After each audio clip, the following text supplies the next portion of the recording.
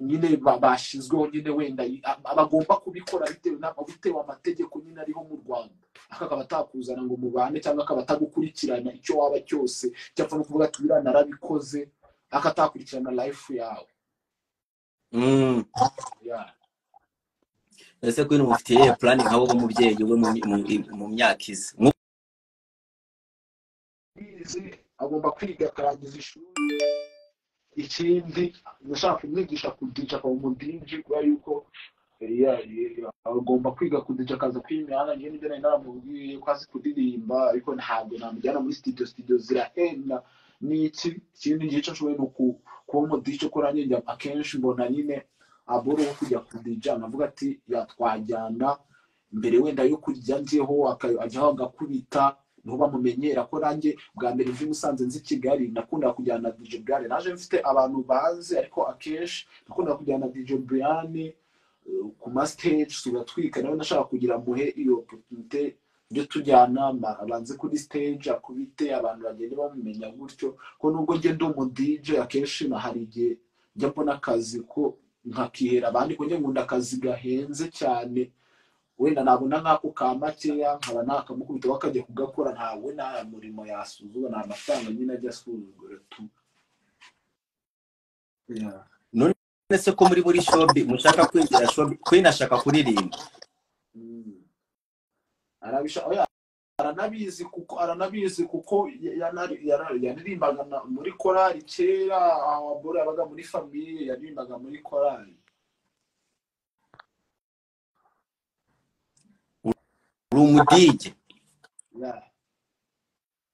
Urumudije Queen ashaka kuririmba. Yes. Reka rero nkugire inama. Urabona ko ukomeye, ufite umutima ukomeye. Wadanje gerega ntabwo genda nzamye imiteto, ariko waba ari umukobwa ariko imitima ya danje ikomeye. Noneho mukagira Imana tukamenyana. Yahora abizi Imana ijye umugisha umuntu wa danje Dumba, umuntu wa danje kabisa. Umuntu wa danje wamenyanye na Queen, kandi akeka kuba mwaramenyanye bitazamupfira ubusa, ntabwo umuntu wa danje man. Reka rero ufate mushiki wawe umukomeze umutima akomere, mbasabira ikiganiro kwasabe kuri Isimbi, mugende muvuge story yanyu niba mubishoboye. Ndabizi ko story yanyu yatwika ku buryo mushobora kuvamo ibintu bishobora kubafasha kwitangiriro rya burumwe. Muvuge kuri Minerval ya Queen, uvuge kuri plan ashaka, ibyo mushaka kugeraho ku kiganiro Sabe yabo, icyo ni ikiganiro yakora. Ndabizi ko mushoboye kugira izo ngufu zibivuga kuri kamera kuri Isimbi, ibyo bintu byanyu byabatwikira, nawe wavamo umudije abantu bakakumenya, na Queen yavamo umuntu bamusupportinga mu kuririmba. Ariko Queen ngewe nagusupportinga nkuko nakubwiye mu bintu by'imiririmbire, promotion n'iki, me I can help you. Ibyo nshoboye. Ibyo bintu mubishoboye ngewe nabibakurikirana. Ndabizi ko story yanyu yatwika ku Isimbi, kandi wo muzi kuvuga mwembi. Queen uzi kuvuga, nawe uzi kuvuga, mukabipakeginga mwiza. Ariko niba muzi ko iyo story yanyu ari ukuri, nuko yasugo waza kubeshya Queen, kandi haza kubeshyira papa wawe. So ngiye ndumva ko ako kaboro kabafasha mu bintu mukeneye kujyamo. Iyo Queen aza kuba ndimo arambwira ngo arashaka kuba umunansi, cyane nawe uza kuba urimo uravuga ngo arashaka kuba iki, ariko Queen niba arimo aravuga ko ashaka kuba umuhanzi, yandirimbiyemo ndabyumva zikuririmba. Atejwe byiza cyane ko arga kuzaririmba muri korali. Kandi na keza kagurisha. Cyane. Queen ushobora gusubizaho comment. Impamvu nari nagusaye kugira ngo kureho comment kubera wari utangiye kurira, kandi abaswera abanyina bari bo barandika ibintu by'ubugoryi. Abantu nago abarenganya, arega abantu ari kuntu baba babona ngo umuhungu wenda ngo abantu ngo n'umukobwa mu nzu bagatekereza ibintu byinshi ariko sintekereza ko wenda sister muvukana hari icyaba no yaba ari mubyara wawe.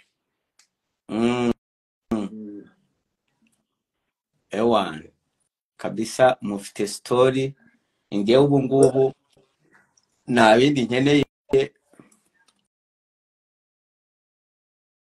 ibyo biboro mu binkorere yo Dumba tuzakora ibintu bya danje kw'imihanda nanjye n'umurara mani ngiye ncatira ahantu hose bro.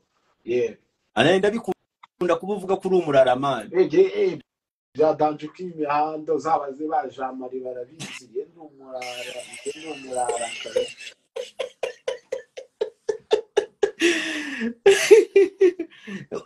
umva bro kubera ukuntu ugira umutima ukomeye ngiye kukongera mu nshuti zanjye. Dumba ewana kwa Dumba wowe ni umuryango ufunguye anytime kereka wa mugari nisanga uri scam nta kibazo ariko niba uri real gutyo twaba bajyamo yarago no muskama never niba uri real gutya ewana anytime kwa Dumba urakomanga ukinje nagano kuguskaminga hari wendo muskama za guskaminga wenda ashaka icyo kujya ashaka iki ese naje guskaminga kugira agire icyo mbona no kuri live twe twaje kuvuga ibintu ntabwo nayo nshaka ntabwo twe tuzi ngo biragera he naye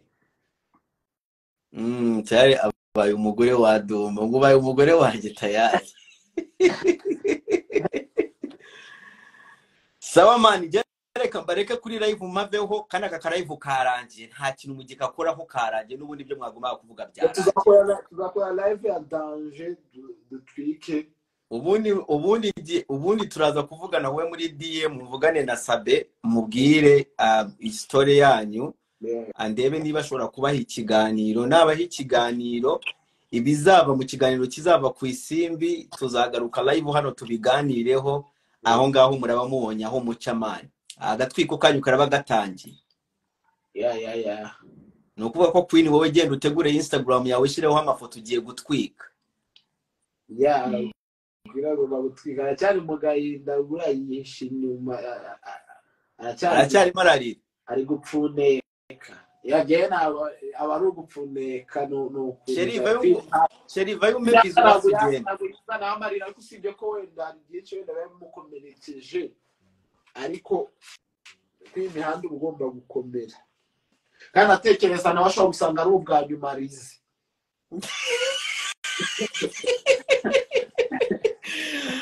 ashobora gusanga ari ubwa nyuma arize agazongera kuri abagomba gukomera.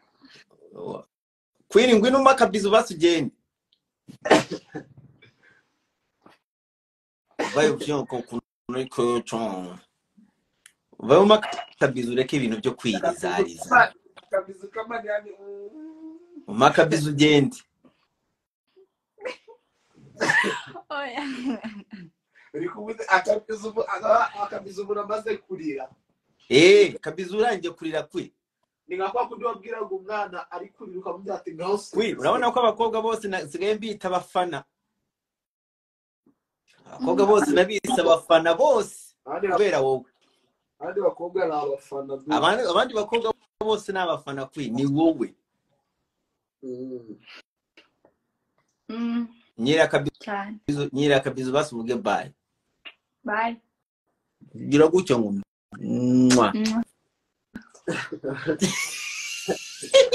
urabona ibi byana biranatwika bamwe n'abanyarwanda mufite abantu batwika ntago mubazi ubye Dumba n'iki ntazabazanira byana bitwika byifitiye ubuzima ibyo mwana ugomba kwirinda kw'imihanda nese wo kugira ugera ugeze wambuke inyanja ugere za Canada araguyirinze bro tugomba kwirinda kabisa nisaruguru umunyengambi ngo wenda ngo wagiye mu nkambi ngo bagungushuke ubona dossier ngo yigenderaho oya nukwihiringa jewe nibyo kw'imihanda babisaba kumenya ubwenge kuko kandi ukifata bwa mbere ugomba kwifasha wowe ubwawe abandi bakabona ko n'ubundi n'imanga zivukira umunsi umwe gupfa buri wese apfa uko banamuhambukwe ntabwo zipfira umunsi umwe rero ugomba wowe ubwawe kwifata akaboko and then abandi bakareberaho tu bakaza after Yeah. Queen. Karan. Live ugiye kugafunga nk'umutima.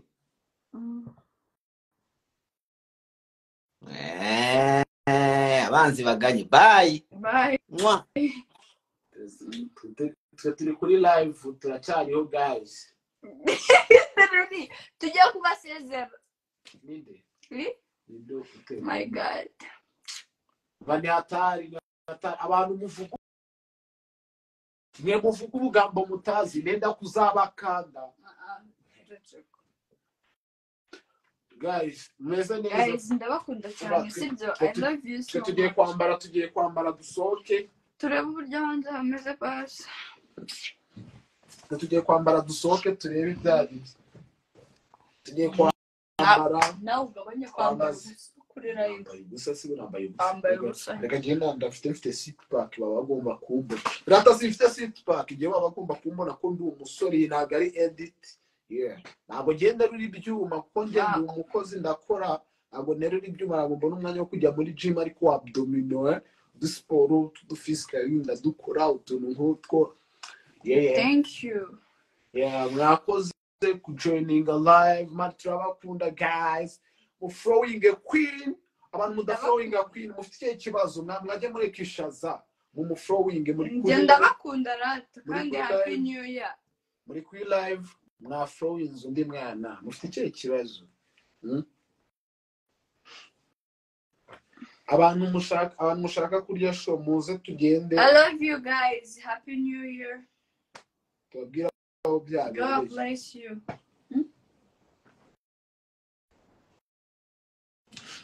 Guys, bye. Au revoir.